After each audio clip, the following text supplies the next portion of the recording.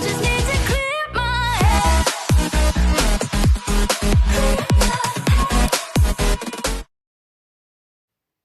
Assalamualaikum warahmatullahi wabarakatuh. Perkenalkan, nama saya Dina Warisna Hernita, nomor BP 191023-2005.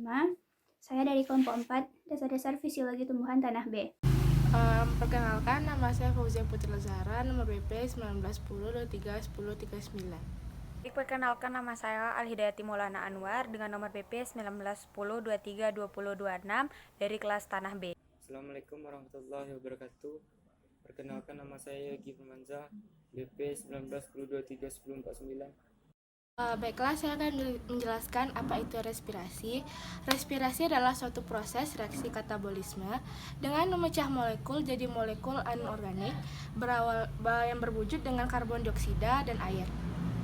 Respirasi pada hakikatnya adalah reaksi redoks oksidasi menjadi CO2 sementara O2 diserap sebagai oksidator kemudian mengalami perubahan menjadi H2O atau air.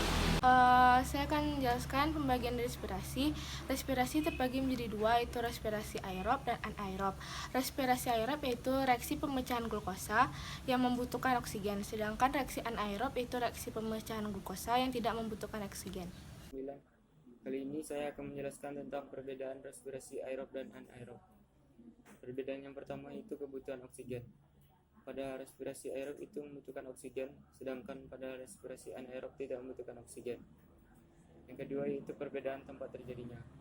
Pada respirasi aerob itu terjadi di mitokondria, sedangkan pada respirasi anaerob itu terjadi di sitoplasma. Yang ketiga itu perbedaan proses dan tahapan. Pada respirasi aerob itu prosesnya cenderung lebih panjang, yaitu terdiri dari 4 tahapan. Yang pertama yaitu glikolisis, dekarbolisasi, oksidatif, siklus Krebs, dan transfer elektron. Sementara pada respirasi anaerob itu hanya terjadi pada glikolisis. Yang keempat yaitu produk yang dihasilkan. Energi yang dihasilkan oleh respirasi aerob itu jauh lebih tinggi dibandingkan dengan respirasi anaerob. Pada respirasi aerob itu menghasilkan energi sekitar 36 ATP, sedangkan pada respirasi anaerob itu menghasilkan 2 ATP. Yang kelima itu perbedaan hasil samping. Pada respirasi aerob itu merombak substrat menjadi CO2 dan H2O secara sempurna, sedangkan pada respirasi anaerob itu merombak substrat menjadi air dan dengan tidak sempurna. Selanjutnya itu faktor-faktor yang mempengaruhi respirasi. Yang pertama yaitu ada oksigen, suhu, cahaya, kadar garam organik dalam medium, rangsangan mekanik, duka, dan karbon dioksida. Baik, selanjutnya saya akan menjelaskan tentang tahapan respirasi aerob, di mana respirasi aerob ini mengalami 4 tahapan. Yang pertama yaitu glikolisis, yang kedua dekarboksilasi oksidatif, yang ketiga siklus Krebs, dan yang keempat yaitu transport elektron. Baiklah, proses yang pertama yaitu glikolisis, di mana glikolisis ini merupakan proses pemecahan glukosa menjadi asam pirufat yang berlangsung di sitoplasma. Nah, tahapannya yaitu glukosa akan mengikat satu fosfat dari ATP sehingga membentuk glukosa 6-fosfat. Nah, nanti glukosa 6-fosfat ini akan mengalami isomerasi sehingga terbentuklah fruktosa 6-fosfat. Nah, fruktosa 6-fosfat ini akan mengikat satu fosfat dari ATP sehingga terbentuklah fruktosa 1,6-fosfat. Nah, fruktosa 1,6-fosfat ini akan terpecah menjadi 2 senyawa PGAL atau fosfoglyceraldehid. Nah, senyawa PGAL ini atau fosfoglyceraldehid ini akan membentuk BPGA atau bifosfoglyceraldehid. Nah, pada saat proses pembentukannya ini dihasilkan 1 NADH untuk 1 senyawa PGAL. Nah, kemudian BPGA tadi akan membentuk PGA yang kemudian akan dirubah menjadi asam pirufat. Nah, pada saat pembentukan ini BPGA akan mengalami kehilangan satu fosfat yang akan bergabung dengan ATP sehingga terbentuklah PGA dan PGA akan berubah menjadi asam pirufat. Jadi kesimpulannya untuk glikolisis ini terjadi di sitoplasma dan substratnya adalah glukosa. Kemudian yang dihasilkan adalah 2 ATP apabila dalam keadaan normal, 3 ATP apabila dalam keadaan aktif untuk tumbuh, 2 NADH dan 2 asam pirufat. Baiklah, yang kedua yaitu dekarboksilasi oksidatif, di mana dekarboksilasi oksidatif ini merupakan suatu reaksi kimia yang mengakibatkan hilangnya gugus karboksil dan melepasnya karbon dioksida dari suatu senyawa. Dekarboksilasi oksidatif ini terjadi di matriks mitokondria. Nah, prosesnya itu dimulai ketika suatu reaksi melepaskan satu atom karbon dan melepaskan dua atom oksigen dan dari asam pirufat, dan nanti akan saling mengikat sehingga menjadi CO2. Nah, tersisa dua atom karbon yang akan mengikat dengan koenzim A sehingga membentuk asetil-CoA. Nah, jadi kesimpulan dari dekarboksilasi oksidatif ini yaitu dekarboksilasi oksidatif ini terjadi di matriks mitokondria.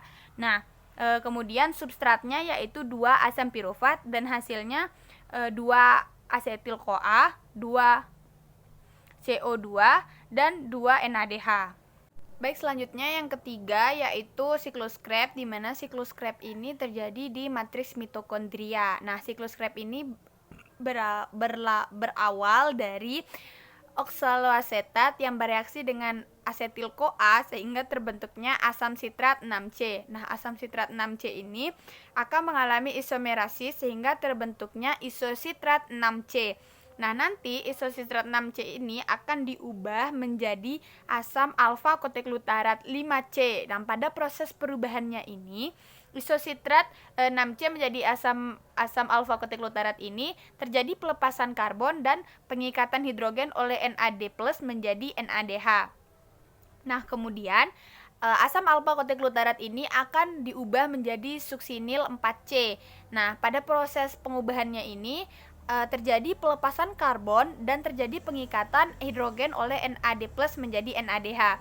Nah, suksinil 4C ini akan diubah menjadi suksinat 4C. Nah, di mana pada proses perubahan suksinil menjadi suksinat ini, guanosin difosfat akan menjadi guanosin trifosfat dan ADP akan menjadi ATP.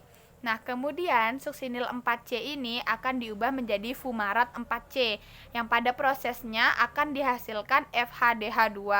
Nah, selanjutnya fumarat 4C akan diubah menjadi malat 4C dan malat 4C akan diubah menjadi oksaloasetat 4C, di mana pada proses perubahan malat menjadi oksaloasetat ini dihasilkan NADH. Nah, sehingga pada siklus Krebs ini kita dapat menyimpulkan bahwa siklus Krebs ini terjadi di matriks mitokondria dengan substrat asetil-CoA atau 2 asetil-CoA. Dan hasilnya yang dihasilkan yaitu 2 ATP maksud saya, dan 4 CO2, 6 NADH dan 2 FHDH. Baiklah, yang terakhir yaitu tahap keempat yaitu transport elektron. Nah, transport elektron ini merupakan tahapan perubahan NADH dan FHDH2 menjadi energi dalam bentuk ATP agar dapat digunakan oleh tubuh. Nah, transport elektron ini terjadi di membran dalam mitokondria. Nah, transport elektron ini substratnya adalah 10 NADH dan 2 FADH2. Nah, sehingga hasil dari transport elektron ini yaitu 34 ATP dan ada 6 H2O atau air. Saya akan menjelaskan mengenai respirasi anaerob. Respirasi anaerob itu sendiri adalah proses yang menghasilkan energi dalam bentuk ATP, di mana penerima elektron terakhirnya bukanlah oksigen, melainkan molekul-molekul selain oksigen. Ada 2 macam respirasi anaerob, yaitu fermentasi asam laktat dan fermentasi alkohol. Pada fermentasi asam laktat terjadi pada sel-sel hewan dan sel manusia ketika otot bekerja dengan sangat keras. Bahan bakar utama dari fermentasi asam laktat ini yaitu glukosa, di mana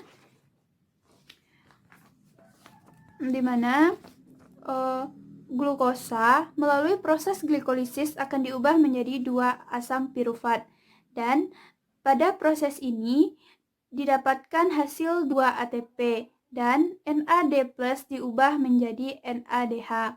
Kemudian 2 asam pirufat ini diubah menjadi 2 asam laktat pada proses dari sini ke sini, ini diubah NADH diubah kembali menjadi NAD+. Pada fermentasi alkohol biasanya terjadi pada ragi, seperti pada proses anggur diubah menjadi wine. Adapun prosesnya yaitu glukosa diubah melalui proses glikolisis menjadi 2 asam pirufat dan juga menghasilkan 2 ATP dan mengubah NAD+ menjadi NADH. 2 asam pirufat ini kemudian diubah menjadi 2 asetaldehid, di mana pada proses perubahan dari sini ke sini melepaskan 2 CO2. 2 asetaldehid ini kemudian berubah menjadi alkohol. Alkohol ini merupakan hasil akhir dari fermentasi alkohol, di mana NADH diubah kembali menjadi NAD+. Pada fermentasi asam laktat dan fermentasi alkohol, hasilnya sama-sama menghasilkan 2 ATP dalam satu kali proses. Adapun perbedaan dari dua fermentasi ini yaitu dalam fermentasi asam laktat tidak dihasilkan gas CO2, sedangkan pada fermentasi alkohol dihasilkan gas CO2. Dan dalam fermentasi asam laktat hasil akhirnya ada 2 asam laktat, sedangkan pada fermentasi alkohol hasil akhirnya adalah alkohol. Selanjutnya, saya akan menjelaskan mengenai titrasi. Titrasi merupakan salah satu metode yang digunakan untuk menentukan konsentrasi suatu larutan dengan cara mereaksikan sejumlah volume larutan tersebut dengan sejumlah volume larutan lain yang sudah kita ketahui konsentrasinya. Adapun cara mentitrasi itu yaitu menetesi larutan yang akan dicari konsentrasinya dengan sebuah sumber hasil standarisasi yang telah dapat diakses terkait dengan konsentrasi dan volumenya. Adapun analisis yang digunakan dalam titrasi ini yaitu analisis alkalimetri dan analisis asidimetri. Analisis alkalimetri ini adalah sebuah analisis atau volumetri yang menggunakan larutan basa sebagai larutan standarnya yang digunakan untuk menentukan asam. Contohnya yaitu HCl, asam oksilat, asam cuka, dan asam borat. Selanjutnya yaitu analisis asidimetri. Analisis asidimetri ini merupakan sebuah analisis atau volumetri yang menggunakan larutan asam sebagai larutan standarnya yang digunakan untuk menentukan basa. Contohnya NaOH.